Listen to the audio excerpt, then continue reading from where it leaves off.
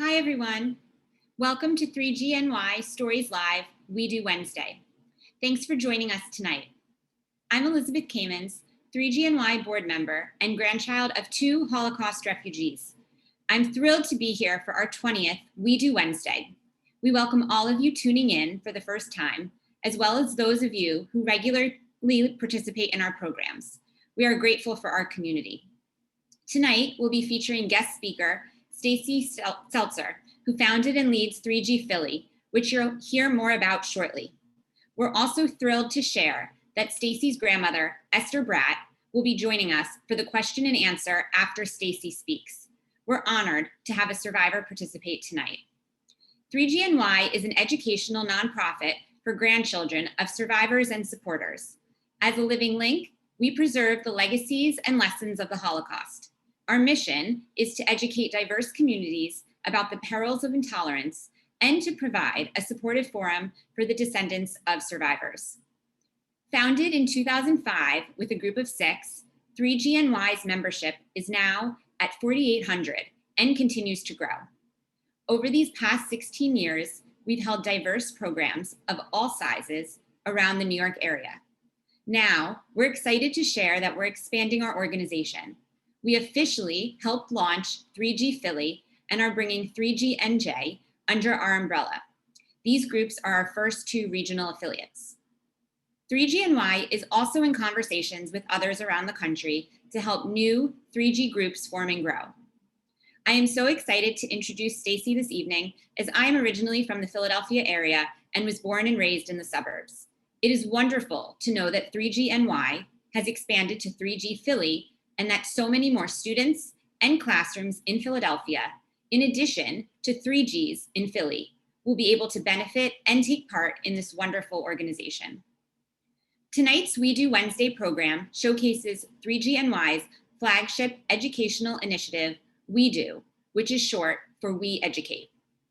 WEDU is a 4-week training program that empowers grandchildren of survivors to learn and compellingly share their families' Holocaust experiences in school classrooms and with community groups. Education is more important and more urgent than ever, given the horrifying rise of anti-Semitism we see in the headlines on a daily basis. We know we need to keep doing this work as much as we possibly can. Studies have shown that students who receive Holocaust education are more tolerant and comfortable with people of different races and backgrounds. They're more willing to challenge incorrect or biased information and are more likely to be upstanders. Through our grandparents' testimony, we talk about the importance of stepping in early and often where small injustices are found, on the playground, in the classroom, and on the street, because it is the easiest and most efficient way to act. By the time Nazi tanks roll in, it's too late. 3GNY has trained over 300 speakers in New York, New Jersey, Washington, D.C., and around the country on Zoom since the pandemic hit. In 2020 alone, we trained 62 grandchildren, more speakers than any other year. In total, we've been to more than 500 classrooms and have impacted more than 31,000 students. And between our live programming and YouTube channel, more than 15,000 additional people have heard our stories. Hope is not lost, and we need to keep doing the work, now more than ever. You can help us accomplish this through a financial gift of any amount. This will go directly toward training more speakers, thus reaching more students. We do not solicit donations from schools, teachers, or students. We provide our programming to schools completely free, and we aim to keep the cost of training to 3Gs as low as possible. There is a link with ways to donate in the chat, and we hope you'll consider making a gift. If you've already donated, thank you so much. And to everyone, by just being here tonight, you're helping us honor the memories of our grandparents and ensuring that never again is more than just an empty phrase. And now, it's my pleasure to introduce you to Matthew Seltzer from 3G Philly, who will share some remarks and introduce Stacy. Thank you, Elizabeth. Good evening, I'm Matthew Seltzer. If my last name sounds familiar, it is because I am the proud husband of tonight's presenter. Over the last 19 years, I've borne witness to the multitude of ways Stacy's grandparents, Esther and Sydney Bratt, each a survivor, have shaped the ways she lives her life and her indefatigable desire to turn her grandparents' experiences into a force for good and a learning opportunity for all who are open to it. Notably, in 2009, Stacy and I co-founded Boston 3G after having spent time in New York participating in 3GNY events. Beginning humbly in our apartment, over the next 3 years, Boston 3G wove itself into the fabric of Boston's Holocaust community, working with survivors, 2Gs, and the broader Boston Jewish community. Since moving back to Pennsylvania in 2012, in addition to her work as an attorney and at the local Jewish day school, she has 3 children and is now leading efforts with the support of 3GNY to build 3G Philly, which currently has its first WEDU participants and is planning both virtual and in-person events.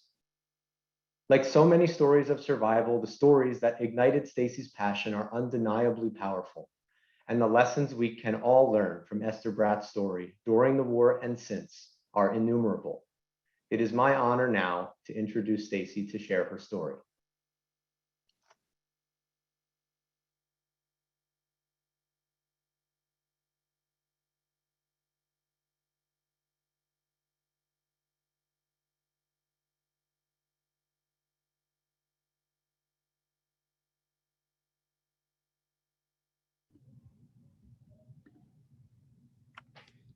Hi, thank you so much. My name is Stacy Seltzer, and I am joined here by my grandmother, Esther Bratt, and I am so honored to be sharing her story tonight. The person I'm about to tell you about is a real person. She is our Gigi. She was born on March 8th of 1929. She currently lives with my grandfather, Papa Sid, in Reading, Pennsylvania. He is also a Holocaust survivor. They have been married for 70 years. She loves people. She is always optimistic. She loves to laugh. She is a friend to everyone. She is genuine and kind. She loves babies, especially her 4 grandchildren and 8 great-grandchildren, with 1 more on the way. She says it like it is. When she turned 80, she decided she should say whatever is on her mind, whenever it is on her mind. She tells the best jokes and is a wonderful matriarch and amazes us with her aptitude for languages. She and I have always been close, and I am so honored to be able to share her story. Here is a video of her singing a Polish song to my son. This is just for you. One for Unser schöniger, kleiniger Avion. Yay!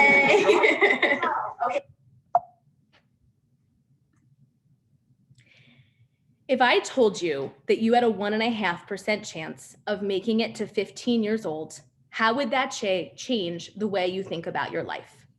And if you were fortunate enough to make it to 15, how would you treat your time afterwards? This was my grandmother's reality.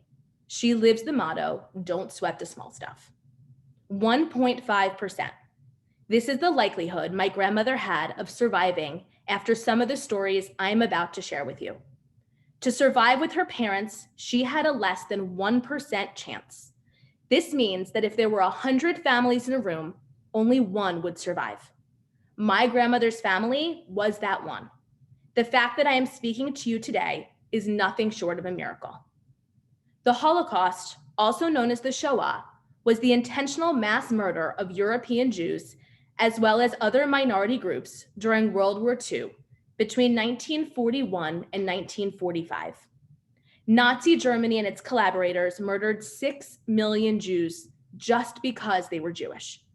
These stories of survival are the exception and not the rule. 2 out of 3 European Jews died. On the left on the screen is a picture of my grandmother's mother's family. Her mother, my Nana Masha, is circled. She was one of 6 siblings. On the right is a picture of my grandmother's father's family. Her father, my Papa Mula, is also circled. He was the youngest of 11 siblings. To show you the impact the war had on our family, I want to update the image to what it looked like after the war.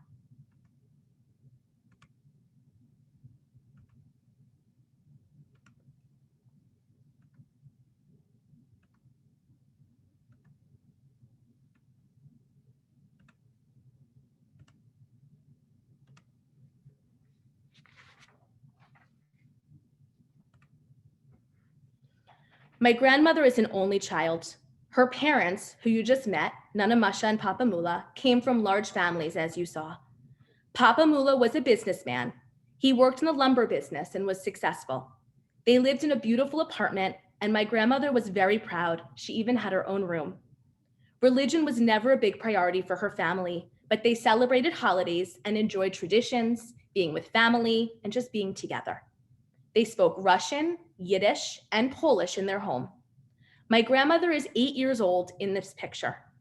Aside from creating the mental image, I am showing this picture because a winter coat, similar to the one she had on here, played an integral role in her survival story. As you can see, there are 2 maps pictured. The one on the left is Vilna today, and the one on the right is pre-war Vilna. The red star shows you where Vilna is.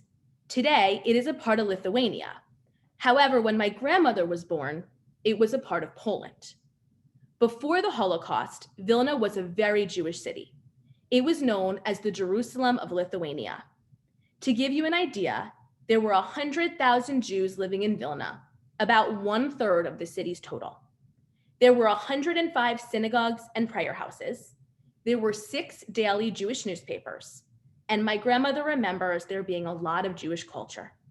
There were many school options, but her parents chose to put her in a Polish school for Jewish children. She went to this school for 4 years until the 4th grade. Anti-Semitism was rampant. My grandmother loved playing with her friends.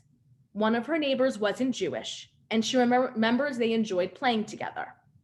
One day, the girl invited her over, and when my grandmother went inside, her friend's grandfather angrily told her to leave. He was mad at his granddaughter for letting a Jewish girl into their home. My grandmother tells this story with tears in her eyes, but says, "You get used to it." Because she went to Polish school with other Jewish children, they went to school on Sunday. The non-Jewish children knew that these kids were Jewish because of this, and they would often wait for them on Sunday mornings, throwing stones and calling them names as they walked to school. She remembers her mother finding stones in her coat pocket and asking her what they were. She sadly admitted that she felt she needed to put them in there in case she had to protect herself. The German invasion of Vilna was very sudden. In fact, my grandmother remembers it was a beautiful June morning in 1941, and she was headed to her school for a picnic. From late 1939 until this point, Vilna had been under the control of the Soviet Union. My grandmother remembers life under the Soviets as being difficult, but nothing compares to the cruelty of the Nazis. My grandmother's family didn't live near the school since the Russian soldiers had forced them to move to a smaller apartment across town. She packed her picnic lunch, and when she got to the school, the door was locked. The custodian told her they were in a war and she must go home. She ran to her girlfriend's house who lived near the school, and the girl's parents told her to run to her home. The Germans were bombing the city, and she remembers sirens going off. She kept running to shelter the whole way home. She was so scared and just wanted to get to her parents. But she had to go over a bridge because they lived on the other side of the river. By the time she got home, that bridge had been bombed.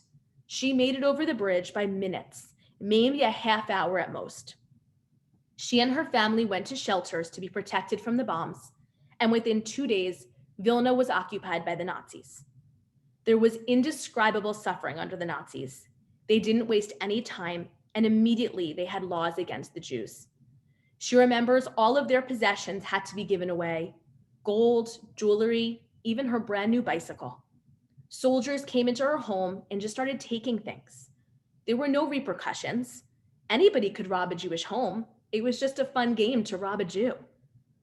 All the Jews had to wear a Jewish star, like the one pictured, and on the front and back of their garments. They were only allowed to walk in the gutters. They couldn't walk on the sidewalks. They couldn't go anywhere. Everything was closed to the Jews, and if they disobeyed, they were shot. Banks closed, and money was of no value anymore. My Papa Mula proactively buried jewelry beneath the storage unit in their apartment building. Friends who weren't Jewish were too scared to help. My grandmother remembers the Nazis putting up gallows in the main square. They hung a Polish man there with a big sign saying, "This man is hanging here because he helped Jews."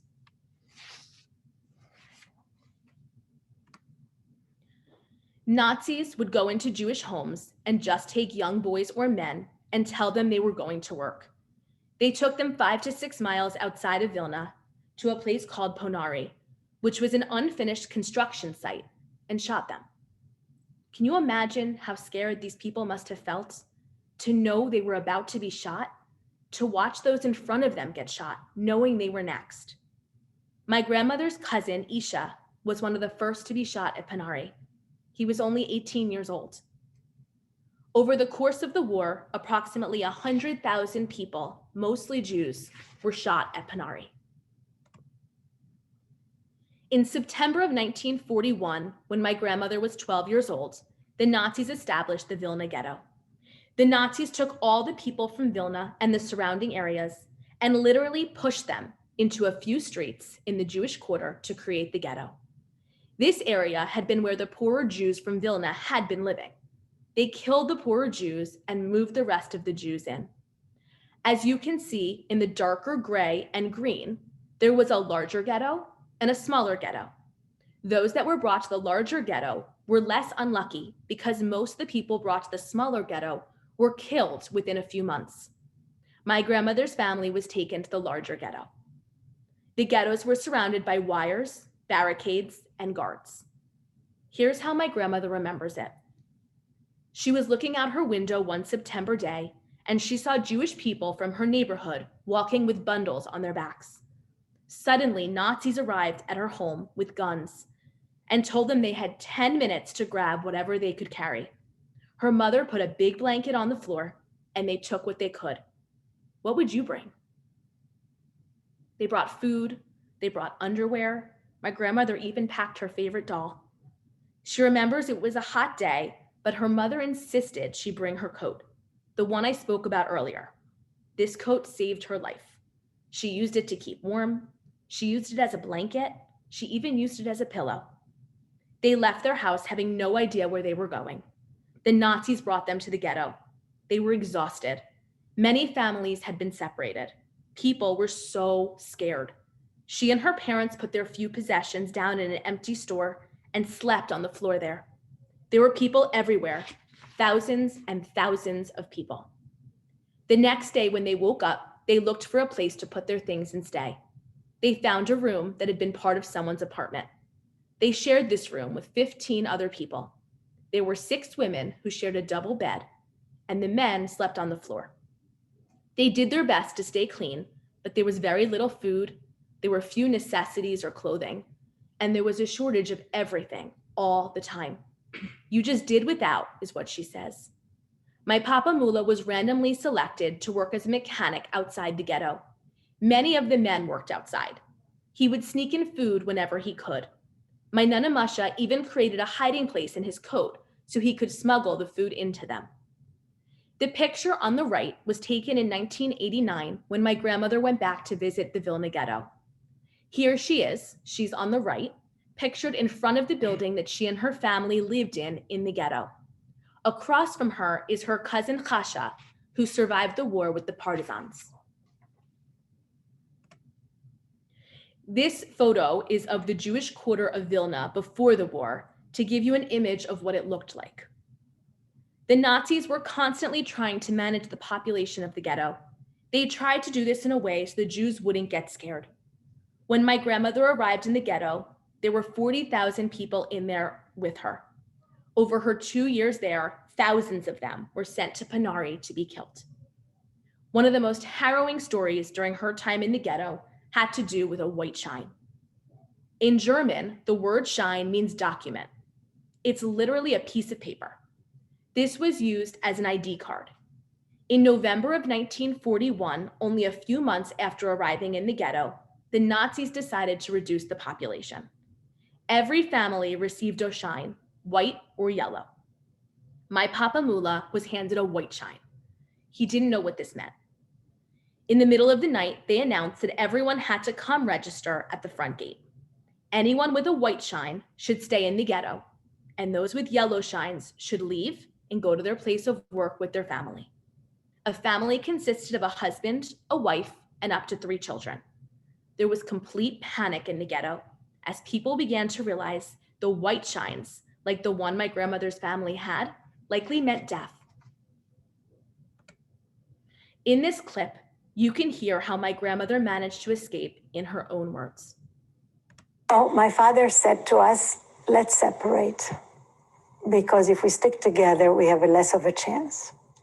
He says, I'll try to run away, you try to run away, we'll just see what we can do.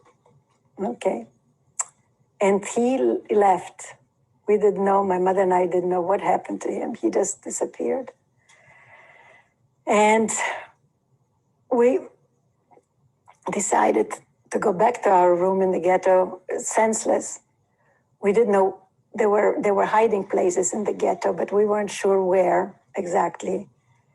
And we decided, since we are already on the street, let's keep going towards the main gate. Maybe we'll somehow get out. And I remember my mother and I standing in the front of in the ghetto side at the main gate, seeing all the people with the yellow shines leaving the ghetto, and there were guards at the door, at the gate, counting for 5 people, like usually mother, father, 3 children.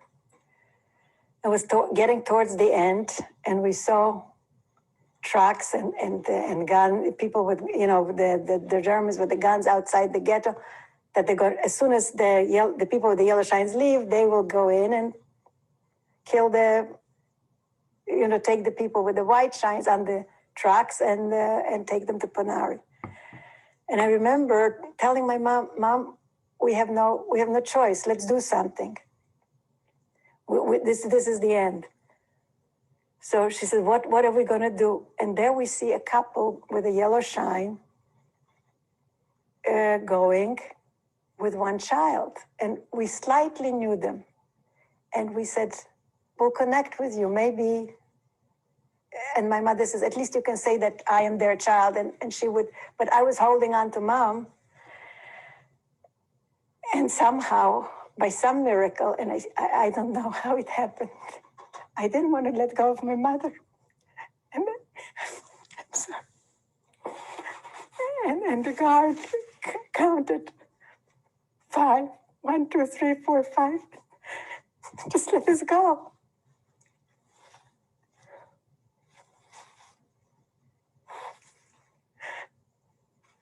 And we ended up on the other side of the ghetto. And we thought, well, now we are free. And we went with this man to his place of work. And we stayed there for the day. They didn't know what had happened to her father. When they went back to the ghetto that night, it was eerily quiet. It was like a morgue. When they left, it had been total chaos, and now it was just silence. The people who had been in hiding saw them return and began crawling out. Melina was the word for a hiding place. Everybody always had a Melina in their minds of where they would go, under beds, in closets, anywhere they could find. My grandmother and her mother returned to their apartment. People were hysterical, looking for relatives. Suddenly, out of nowhere, her father appeared. The relief she felt that they had all survived was so intense, but she says so was the sadness for all those they lost that day. She later learned that about 6,000 people were killed at Panari just that day. Winters in Vilna were very cold. My grandmother's coat saved her on many of those extremely cold days.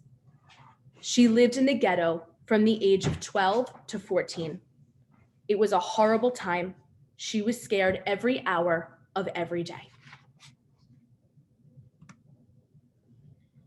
In September of 1943, my grandmother and her parents were taken out of the Vilna Ghetto. They traveled by bus for about a half hour and arrived at Hakapeh, a slave labor camp in Vilna. They arrived there with 1,200 other Jews from the ghetto. Relatively speaking, they were the lucky ones. Within days, the ghetto was liquidated, and the majority of people there were sent to Panari to be killed. The purpose of the camp was to help the Germans reconstruct motors. Because my Papa Mula had randomly been selected to work as a mechanic while in the ghetto, he was chosen to work at Hakapeh. My grandmother shared a room with her parents and 2 other couples. She slept on a hard door. She was so thankful for that coat. It was the only soft thing she had to help her. The living conditions were similar to the ghetto, except they were further outside the city, so they could see some green space. My grandmother was 14 at this point. Her father would leave to work on motors. Her mother worked in the laundry room, and she worked as a seamstress sewing socks for soldiers. They worked 6 days a week. And every Sunday morning, the prisoners had to stand outside for roll call. One day, she remembers they brought in a family, a husband, a wife, and their 4-year-old child. A gallows had been constructed in front of the 2 big buildings that you can see in this picture. Nobody knew why they were there. The Nazis announced that they had tried to run away, but they caught them in the city and brought them back. They took the family in front of everyone and said, "This is what happens when you run away." The Nazis took the 4-year-old girl by her neck, like you would pick up a cat, and they shot her in the head.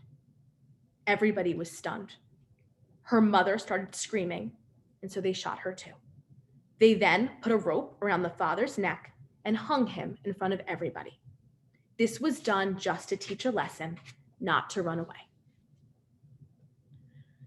There were some children in the camp. In March of 1944, to try to bring some joy to everyone there, the children put on a play for the holiday of Purim. A few days later, a very horrible thing happened in the camp called Kinder Action, an action against the camp's children. The Germans decided to take away the majority of the 250 children living in the camp, just the children. My grandmother remembers the gate opening and big black trucks pulling in between those buildings. German soldiers with guns were running around looking for children. They took them from wherever they were, even from their mother's arms, and pushed them into the trucks. Everyone was screaming and crying. There was no reason why they took them, other than that they weren't helping with the economy of the camp. A soldier came over to my grandmother with a revolver pointed to her head and went to push her in a truck. Her father, who happened to be next to her at that moment, had enough presence of mind to tell them she was a worker and not a child. My grandmother believes her height saved her life in this situation. She was tall for her age, and they let her go. If you looked young, they took you, no rhyme or reason. She remembers it being so awful, especially being that it was right after such a sweet and beautiful play that those kids had performed. Because her father worked outside, he had some contact with non-Jewish people. He worked with a Christian man named Nikolai. Nikolai liked my Papa Mula and told him if he could, he would help him. In July of 1944, Papa Mula was at work when he heard that the Germans were losing the war and the Russians would be arriving in Vilna soon. He knew the first thing the Germans would do would be to kill as many of the Jews as they could. He ran to find my grandmother and Nana Masha and gave them directions to go to Nikolai's house. He told them he had seen that there was a drunk guard at the gate and they must leave immediately. He would try to follow later. My grandmother and Nana Masha walked out of the camp, and sure enough, there was only one guard there, and he was too drunk to notice. They immediately tore off their yellow stars and walked a couple of blocks to Nikolai's house. My grandmother remembers her mom telling her to smile as they walked to Nikolai's house. If you smile, they won't know we are Jewish. The Jewish people are sad. We must look happy. They arrived at Nikolai's house, and based on what Papa Mula had shared, they prayed they were in the right place. A man was sleeping on the porch. They woke him and told him who they were. He was scared and asked if anyone had followed them.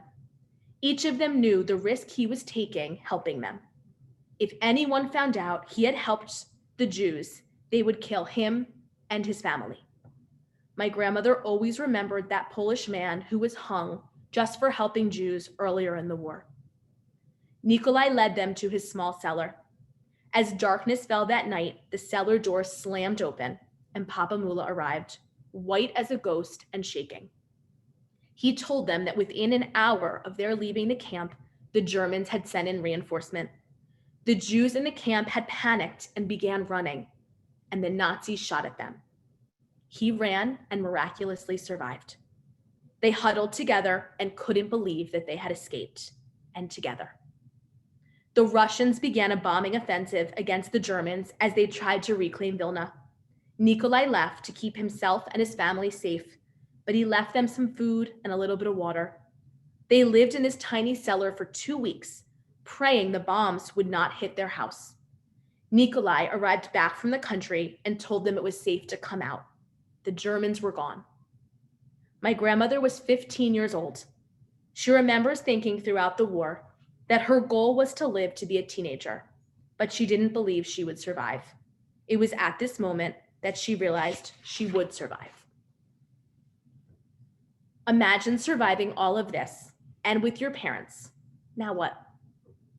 The war didn't end until May of 1945, about a year later. They had no money, no job, nothing. What do you do next? My grandmother and her parents instinctively went back to Hakapeh. They learned that many people had found Melinas and went into hiding, but they had the same hiding spot in mind, and there weren't many places to hide. There wasn't enough oxygen, and many Jews ended up dying from suffocation. Others were found by the Nazis, and shallow graves were barely covered when my grandmother and her parents arrived back at the camp. Over the next few months, Papa Mula managed to get a job, and my grandmother enrolled in a Russian school. It was very hard for her and her family, but they were just so thankful to be alive and free. The war ended in May of 1945, but there was still a lot of anti-Semitism, and her parents were still reeling from what they had experienced. Over the next year, they traveled to multiple displaced persons camps, or DP camps, looking for relatives and just trying to figure out where to go. Vilna felt like a cemetery, and there were too many bad memories there. Through these travels, they ended up spending 9 months at a DP camp in Austria. My grandmother has positive memories of this time as people started looking forward to starting new lives. Here are some photos of her in Austria in 1946. By now, she was 17 years old. While in the DP camp, her family met a chaplain who offered to try and connect them with relatives in America. Her mother wrote to her brother, Michael Gordon, in New York City. They didn't have an address, just his name, but somehow he received this note. To this day, we have no idea how her note got to the right Michael Gordon in New York City, but it did. And he sent for them, and they traveled by boat to the United States. It took them about 2 weeks. They arrived in New York City on the Marine Flasher on June 18th of 1946, almost 75 years ago to this day. They were the third ship with displaced persons to arrive in the United States. Everyone on the boat was crying at the sight of the Statue of Liberty and the idea of living in a free country. My grandmother remembers this being incredibly emotional. She shared with me that when she arrived in the States, she was told not to talk about what happened because you're in a free country now and things will be different.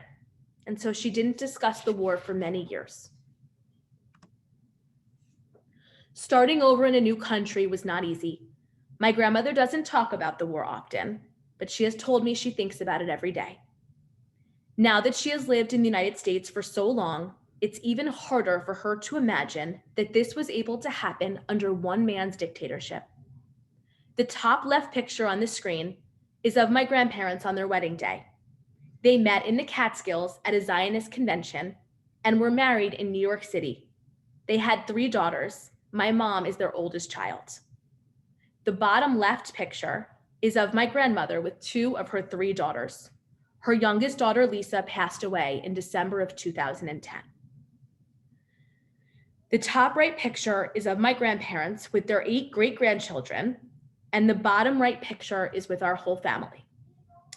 It's amazing to look at these photos and realize that there is a 1.5% chance of our family being together. I have always felt proud to be a grandchild of Holocaust survivors. I am in awe of my grandmother's strength and positivity. Thank you for listening to her story, and I hope you can share this story and we can all work together so that nothing like this can ever happen again. And now I would like to introduce my amazing grandmother, Esther Bratt, for the question and answer portion.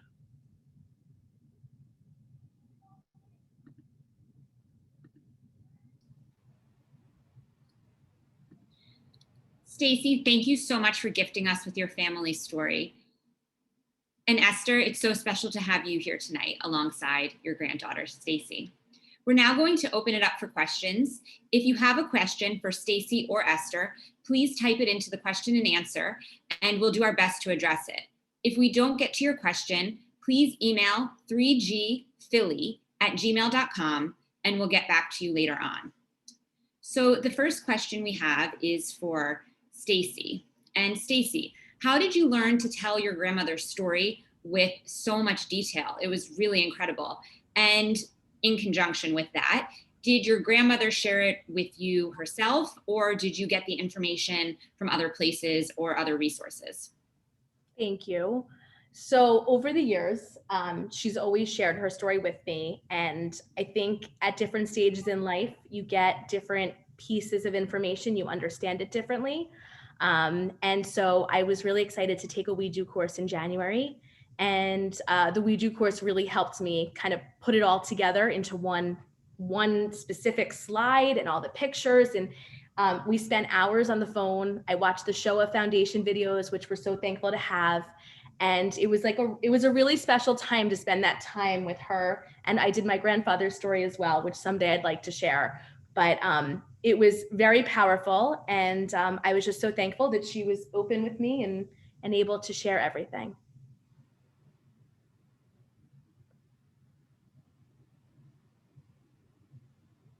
Stacy, this is a question for you.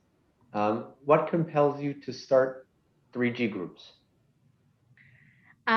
So being in different cities, I remember going to a Yom HaShoah, it was Yom HaShoah, and there was no event that I felt connected to in Boston.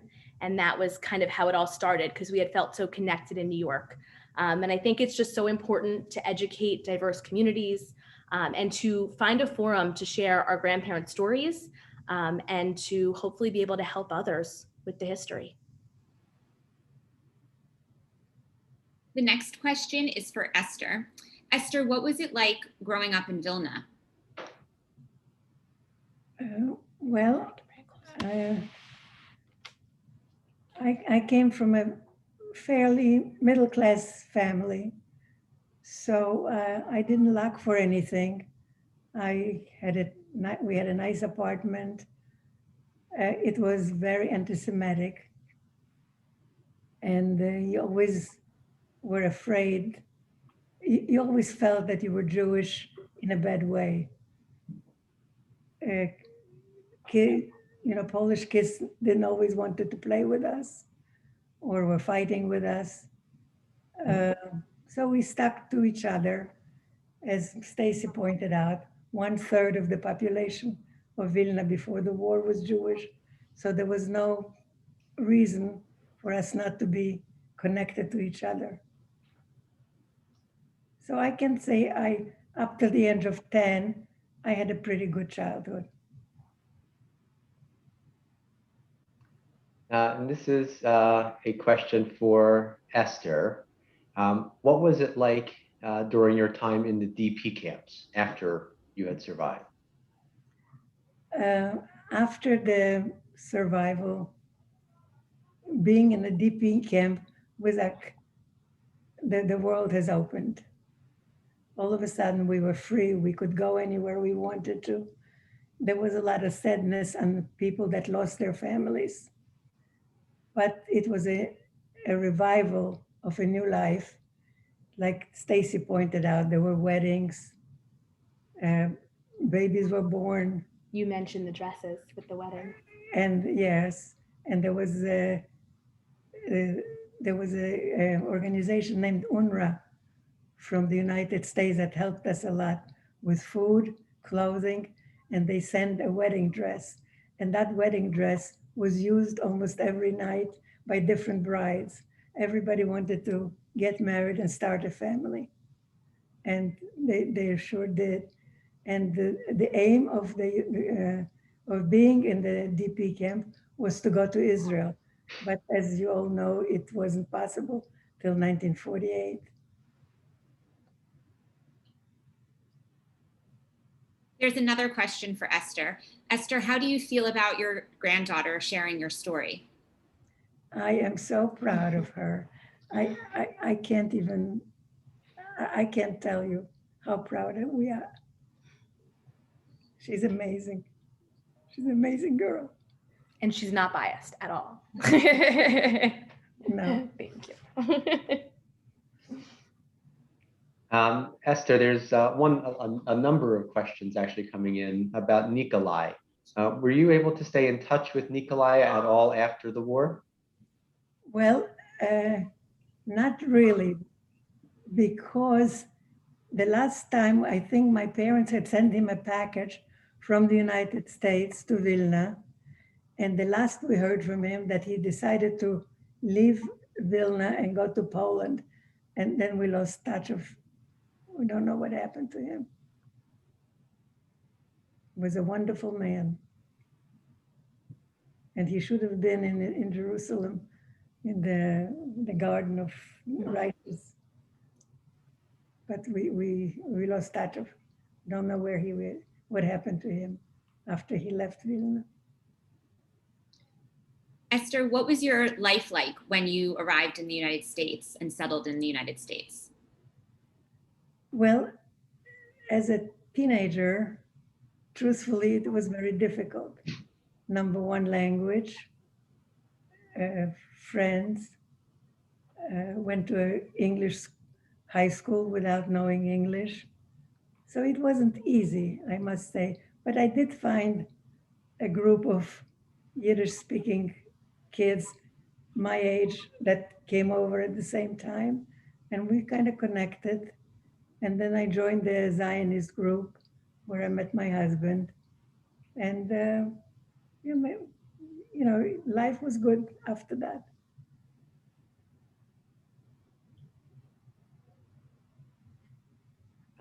Esther, another question for you. After you arrived in New York City in 1946, how did you end up in Reading? Oh, that's a long story. My uncle, the one that sent us the affidavit, had a hosiery mill in Reading. And he passed away, and my father was running the business. And then he opened up a plywood place in Reading, and my husband joined him. So that's how we ended up in Reading. And that was in 56. We had 2 children at that time.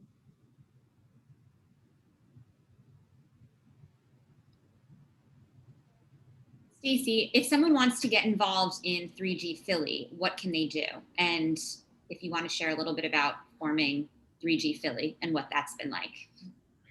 So 3G Philly is connected to 3GNY, the Descendants of Holocaust Survivors, and we're so thankful to work together. 3G Philly, you can go to the website, 3gphilly.org. It is a work in progress since we are a brand new organization. You can email 3gphilly@gmail.com. And we do have some events coming up that I believe will be mentioned later, but we have an in-person event coming up. And we're doing some virtual events and just looking for anybody that is interested or connected. So please be in touch.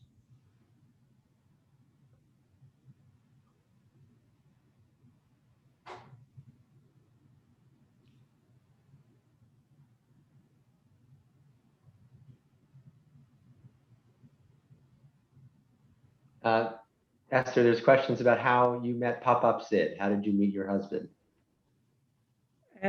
We both belong to a ZOA, which is a Zionist organization. And we had a Labor Day weekend in the Catskills. All the chapters from the New York City area got together there, and we met at a dance floor.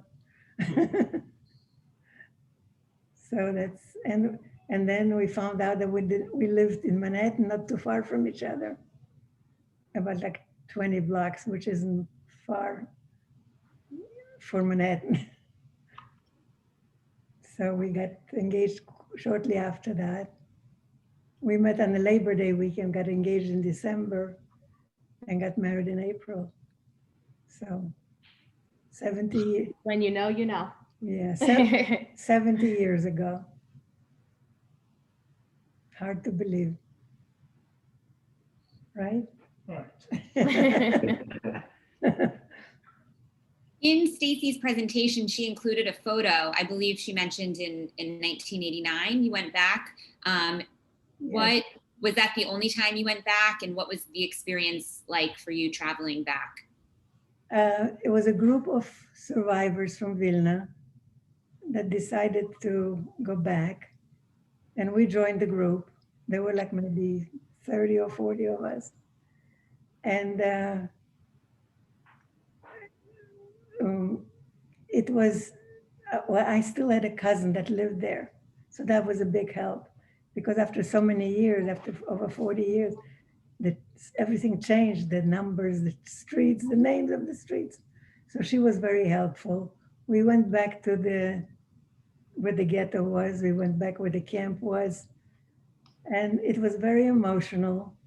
And a lot of the people said they felt like they came to a cemetery.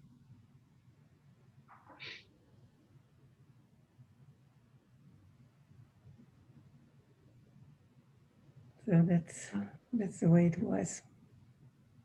I wouldn't want to go back again.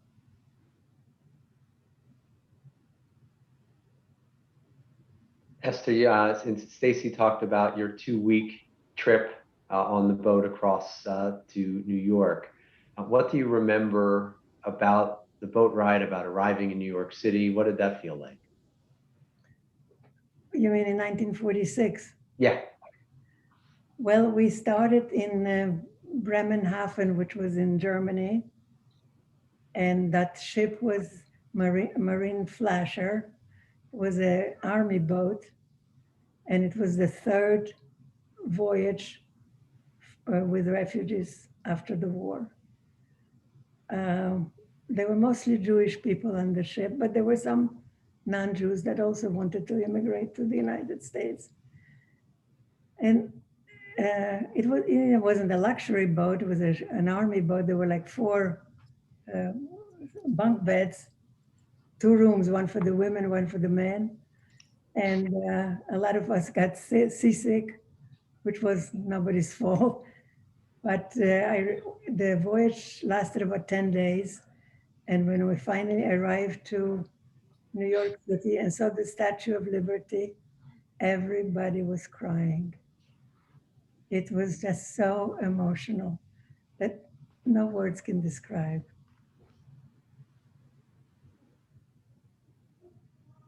And Stacy, have you been to Vilna, or have you been or visited any places where your grandmother was? So I haven't been to Vilna or to Germany, where my grandfather's from, but I did go on March to Living in 2005. And that experience, we went to Treblinka and Majdanek and several of the camps. And that experience was, I mean, it changed me. And it really, when I came home, I just had so many questions, and I'd always asked questions, but I think that was when it really started, that I connected at a different level. But your parents went back. My parents did. My parents took a trip and they went back. And it was interesting because some of the places did not have like memorials set up at that time in the 80s. Right. But by the time my parents went back, I believe about 5 years ago, there were memorials set up, and it looked very different than it had in the 80s. That's right. Stacy, thank you for speaking tonight, and you did an incredible job and sharing your grandmother's unbelievable story. Esther, we're so honored to have you here with us tonight. It's really an honor and a privilege. Thanks. And Matt, thank you for being part of our program as well. And thank you all of you for, being interested and participating and being so active. Thank you. And what did I say? Shalom. Thank you. Thank you so much. It's really wonderful that you were able to join and share in with Stacy's presentation. And she, did such an incredible job. Thank you also to all of our attendees tonight for joining us. We're so glad you took the time to hear Stacy speak words that must never be forgotten. If you have not yet made a gift to support our educational programs, we hope you'll consider making one now. Please refer to the chat for ways that you can donate. Thank you very much. Also, if you have any connections with educators who may want our speakers to present to their classes, please let us know. We have a large Speakers Bureau of Grandchildren prepared and ready to present, just like you saw Stacy do so beautifully tonight. Here are a few events and announcements. On Tuesday, June 22nd, please join 3GNY for a powerful conversation, Living with 3G Legacy, that will include a grandchild of a Nazi soldier speaking alongside grandchildren of Holocaust survivors. And 3GNY's next WEDU Wednesday, which marks our 1-year anniversary of WEDU Wednesdays, will feature a special presentation by 3GNY's treasurer, Farrah Krause. On the Philly front, we have the 3G Philly Forum, a monthly peer support group for grandchildren of Holocaust survivors to share stories, experiences, and feelings in relation to their families' histories and current events. The group will be meeting on Zoom the first Tuesday of every month at 8:30 p.m. beginning on July 6th. 3G Philly is also having its first in-person get-together on Sunday, June 27th. We'll send out an email tomorrow with details for all of these events, as well as a recording of tonight's program. You can also check out our past WEDU Wednesday speakers and other events on 3GNY's YouTube channel. Thank you again for taking the time out of your evening to be with us. We are grateful, as always, for your presence and support. Have a good evening.